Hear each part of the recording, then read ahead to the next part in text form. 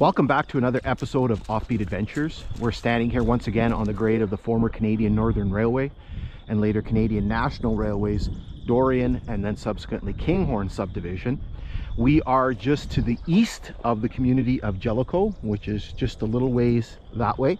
And so what we're going to be doing today is we're actually going to be doing the very first episode in part 2 of our exploration of what most people know as the former Kinghorn rail line.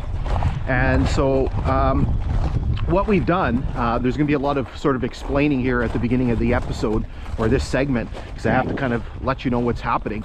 So we've actually backtracked a little bit. We're technically not on what was known as the Dorion subdivision. The Dorion subdivision is probably about a mile or so that way. And the reason why we had to backtrack a little bit is because this is all kind of part of the yard here at Jellicoe. And so Jellicoe today is part of the municipality of Greenstone, one of the communities that make up that very, very large community.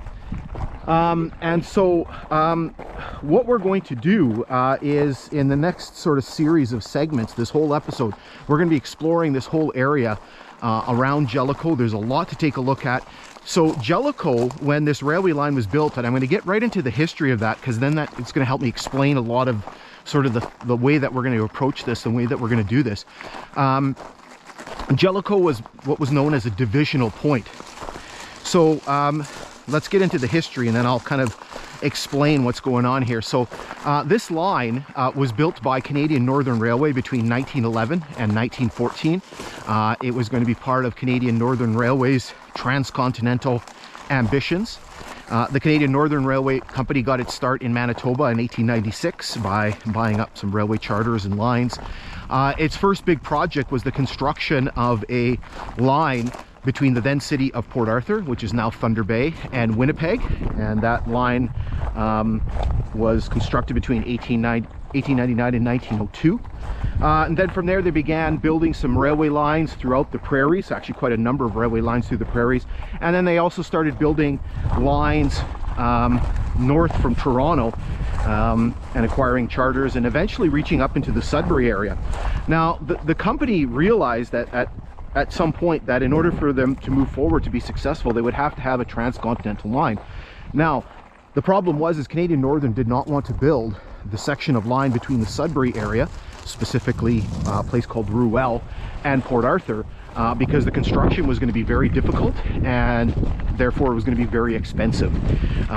So they looked at a lot of different options in terms of the construction, and unfortunately none of them panned out, and so they eventually had to build. And so, as I mentioned, the construction lasted from 1911 to 1914. So on New Year's Day 1914, the last spike was driven, and the line opened for traffic in 1950. Now in 1914, while they were sort of completing the line, basically Canadian Northern decided that there were going to be a number of what are called divisional points on this line between the Sudbury area and Port Arthur. There were actually going to be 5 divisional points. And this Jellicoe was selected to be one of those divisional points. So basically divisional points are major railway locations between subsections of line known as subdivisions. And so Jellicoe was selected. Now Jellicoe was not its original name. Its original name was supposed to be Hector, and at some point it was changed. Now probably the reason why it was changed is because there already was a railway station here in Canada called Hector, I believe in British Columbia, and so the name was changed to Jellicoe. And most people believe that it was named after the very famous British admiral at the time. Remember, World War I was happening, Admiral of the Fleet Sir John Jellicoe. And so anyway, so Hector / Jellicoe was going to be one of these divisional points. The next one to the east is a place called Hornpain, which originally another place that its name was supposed to be changed. Hornpain was supposed to be Fitzbach, and then Jellicoe, Hector, Jellicoe, and then Port Arthur. And so when the line opened up, when the Canadian Northern line opened up, Jellicoe was basically at the intersection between what was known as the Long Lake Subdivision, which ran from Hornpain to Jellicoe, and then the Nipigon subdivision, which ran from Jellicoe to Port Arthur.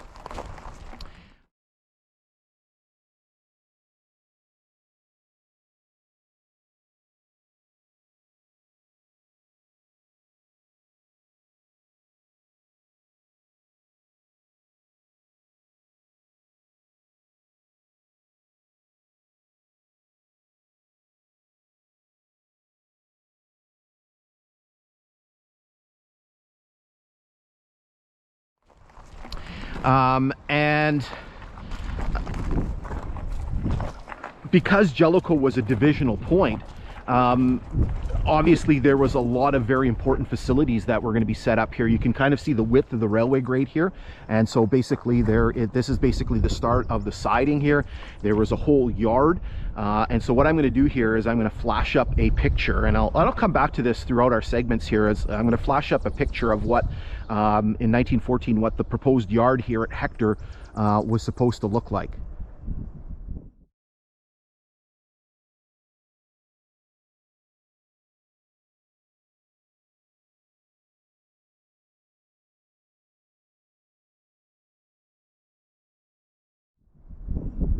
And so you'll be able to see basically the location of the yard. You'll be able to see that there was a very large coal facility. There was a turntable with a roundhouse, a very large station. There was going to be a boarding house slash hotel.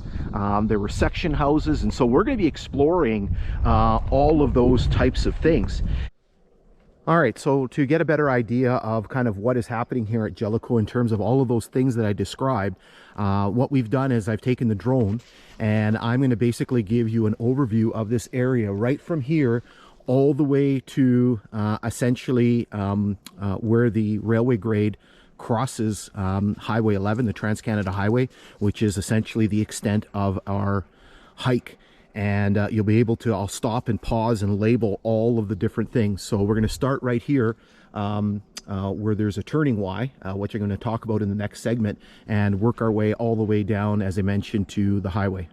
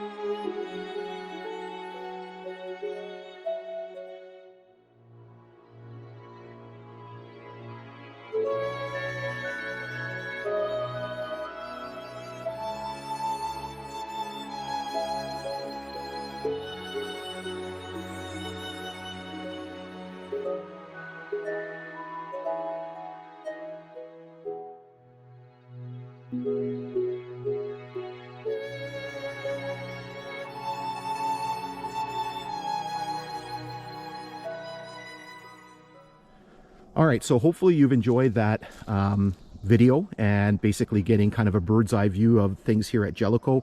And what we're going to do right now is we're actually going to stay here because in our next segment, we're going to explore the turning Y here.